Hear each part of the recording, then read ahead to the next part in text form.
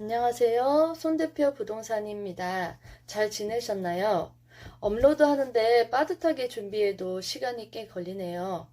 저번 시간에 그림 연상법은 반응이 좋아서 1차, 2차로 번갈아 가면서 업로드 하려고 해요. 그래야 더 도움될 수 있을 것 같아서요. 그래서 그림 연상법은 다음 시간에 업로드 하도록 할게요. 민법상 물건인 담보물건 중 교환 가치를 지배하는 유치권에 대해서 다뤄볼게요.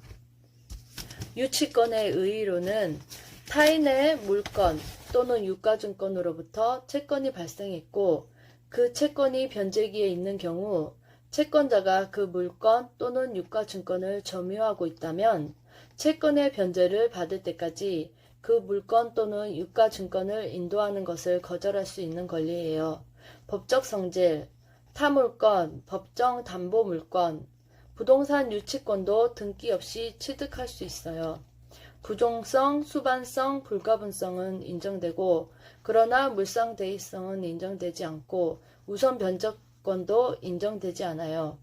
점유가 유치권의 성립 요소이자 존속 요건이고 점유를 상실하면 유치권은 소멸돼요. 유치권의 성립 요건, 목적물에 관한 요건으론 타인 소유의 동산, 부동산, 유가증권이 있고 타인은 반드시 채무자를 의미하는 것이 아니므로 채무자 이해의자 소유에 속하는 물건에 대해서도 유치권은 성립할 수 있다. 타물건, 자기 소유 물건에 대해서는 유치권 성립할 수 없다. 소유권은 유치권 성립 안 한다. 채권에 관한 요건, 채권의 존재, 변제기, 도래, 채권과 목적물과의 결련성, 목적물에 관한 채권이 먼저 발생한 후에 점유를 취득하면 유치권 성립돼요. 점유 취득 후 채권이 발생된 경우 유치권이 성립돼요. 순위는 상관없어요. 결련성이 인정되지 않는 것으론 임차인의 임차보증금 반환 채권, 임차인의 권리금 반환 채권, 임차인의 부속물 매매 대금 채권, 건축 자재 대금 채권이 있고 결련성이 인정되는 거론 공사 대금 채권이 있다는 것은 꼭 알아두세요. 채권자가 목적물을 점유, 출제 예상이에요. 직접 점유하고 간접 점유할 때 채무자를 직접 점유자로 하여 채권자가 간접 점유하는 경우 유치권은 성립되지 않고 적법 점유해야 하고 불법 점유할 때는 안 돼요. 압류의 효력이 발생한 이후에 유치권이 성립한 경우 유치권자는 경락인에게 대항할 수 있을까? 유치권자는 경락인에게 대항할 수 없어요. 당사자 간의 유치권 배제 특약이 없어야 한다. 유치권 포기 특약이 있는 경우 제3자도 특약의 효력을 주장할 수 있다. 유치권의 효력, 유치권자의 권리, 목적물을 유치할 권리, 인도 거절권과 점유할 권리예요. 모든 자에게 주장할 수 있다. 채무자뿐만 아니라 소유자, 양수인, 그리고 경락인에 대해서도 대항할 수 있다. 유치권자는 경락인에게 목적물의 인도를 거절할 수 있다. 그러나 경락인은 채무자가 아니므로 유치권자는 경락인에게 적극적으로 피담보 채권의 변제를 청구할 수 없다. 소송법상의 효과는 원고 일부 승소 판결, 상한 이행 판결이 있어요. 경매권과 간이 변제 충당권 제322조 유치권자는 채권의 변제를 받기 위하여 유치물을 경매할 수 있다. 정당한 이유 있는 때에는 유치권자는 감정인의 평가에 의하여 유치물로 직접 변제에 충당한 것을 법원에 청구할 수 있다. 이 경우에는 유치권자는 미리 채무자에게 통지하여야 한다. 과실수취권 제323조 유치권자는 유치물의 과실을 수취하여 다른 채권보다 먼저 그 채권의 변제에 충당할 수 있다. 그러나 과실이 금전이 아닌 때에는 경매하여야 한다. 과실은 먼저 채권의 이자에 충당하고 그 잉여가 있으면 원본에 충당한다. 비용상환 청구권 유치권자가 유치물에 대해서 필요비나 유익비를 지출한 경우 소유자에게 상환 청구를 한다. 유치물의 사용권 제324조 원칙은 사용권이 없다. 채무자의 승낙이 있는 경우 사용, 대여, 담보 제공할 수 있다. 보존을 위한 사용은 승낙 없이 가능하다. 유치권자는 채무자의 승낙 없이 유치물의 사용, 대여 또는 담보 제공을 하지 못한다. 그러나 유치물의 보존에 필요한 사용은 그러하지 아니한다. 집에 거주하면서 사는 것은 허용한다. 유치권자의 의무 제324조 의무 위반 시 유치권은 당연히 소멸하지 않는다. 유치권 소멸을 청구하면 소멸한다. 유치권자는 선량한 관리자의 주의로 유치물을 점유해야 한다. 유치권자는 채무자의 승낙 없이 유치물의 사용, 대여 또는 담보 제공을 하지 못한다. 그러나 유치물의 보존에 필요한 사용은 그러하지 아니한다. 유치권자가 전 2항의 규정에 위반한 때에는 채무자는 유치권의 소멸을 청구할 수 있다. 유치권의 소멸, 소멸시효. 유치권은 소멸시효에 걸리지 않는다. 유치권을 행사하고 있으면 피담보 채권의 소멸시효는 중단될까? 소멸시효는 중단되지 않는다. 유치권자가 유치권을 행사하고 있을지라도 별도로 채권에 대해서 권리를 행사하지 않으면 채권의 소멸시효는 진행된다. 유치권을 행사하더라도 피담보 채권 소멸시효는 진행한다. 유치권의 특유한 소멸사유. 유치권자의 의무 위반 시 채무자의 유치권 소멸 청구. 타담보 제공에 의한 유치권 소멸 청구 제327조 채무자는 상당한 담보를 제공하고 유치권 소멸을 청구할 수 있다. 채무자가 다른 담보를 제공하고 유치권 소멸을 청구하는 경우 유치권자의 승낙이 있어야만 유치권이 소멸한다. 상당한 담보인지 여부는 채권에게 상당하면 충분하다. 점유의 상실 제328조 점유의 상실로 유치권은 일단 소멸한다. 그러나 유치물의 점유가 제3자에 의하여 침탈된 경우 유치권자가 점유물 반환 청구권을 행사하여 점유를 해소하면 유치권은 소멸하지 않았던 것으로 된다. 이번엔 유치권에 관한 그림으로 설명해 드릴 거예요. 갑과 을에 대한 그림이에요. 갑은 도급인, 을은 수급인.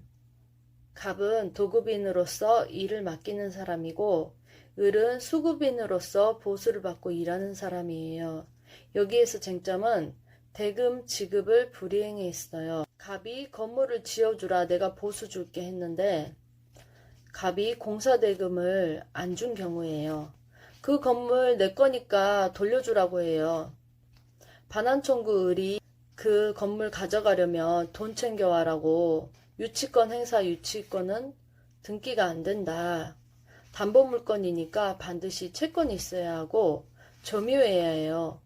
채권과 건물이 있으니까 잡아둬요. 결련성이 있느냐 없느냐로 인정하는지가 중요해요. 유치권은 설정계약은 아니니까 당연히 법정 담보물건이고 약정은 등기하는 거예요. 자기 소유 건물은 유치권 행사 못하고 소유자는 갑이고 을이 유치권자예요. 완성된 건물의 소유자가 을인 경우로서 시험 나오면 수급인일 경우 을은 유치권자가 아니니 지문을 잘 봐야 해요. 집이 화재로 멸시된 경우인데요. 집이 전소될 경우에는 보험금 청구권이 나오게 되어 있어요. 갑 소유 건물에 대한 저당권이 설정된 경우 저당권의 효력은 이 건물에 미친다. 건물이 화재가 났는데 건물이 멸실돼서 저당권의 효력은 보험금 청구권에 미쳐요. 이 성질을 물상대의성이라고 하고 저당권의 경우 우선 변제권이 있어서 물상대의성이 인정되는데 유치권은 우선 변제권이 없기 때문에 유치권은 보험금 청구권에 미치지 못해요. 물상대의성이 없기 때문이죠. 다음 시간에는 중개사법, 그림연상법을 업로드할 예정이에요. 시험 때까지 아직 충분한 시간이 있어요.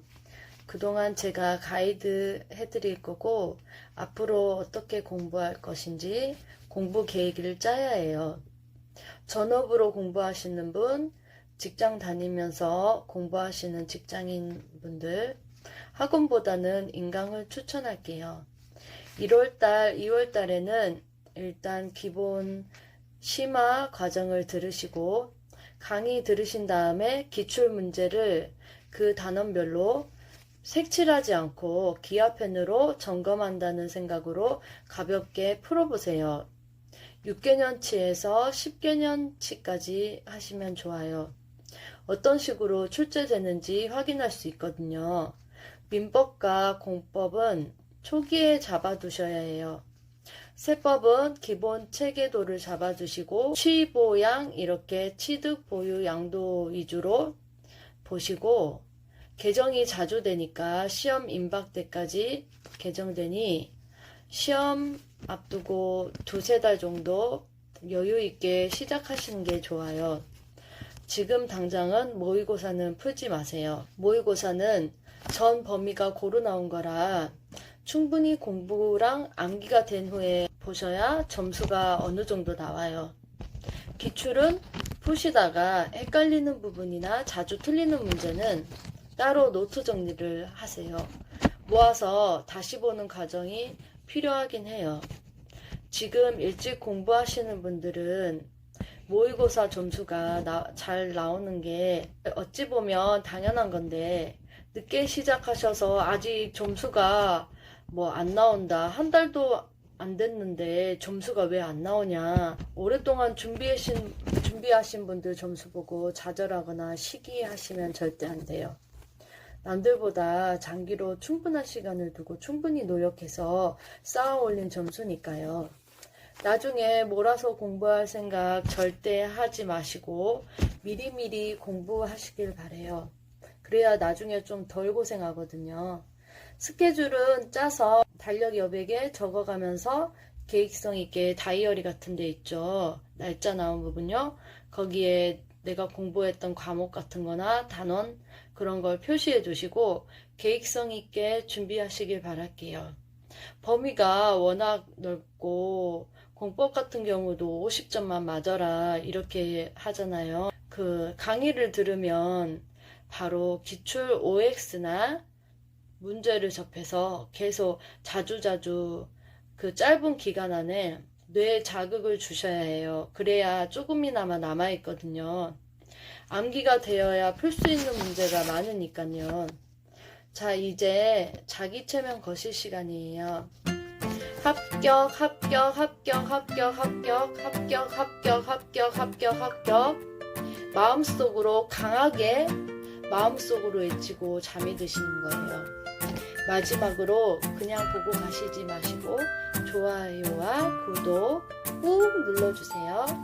다음 시간에 또 봬요.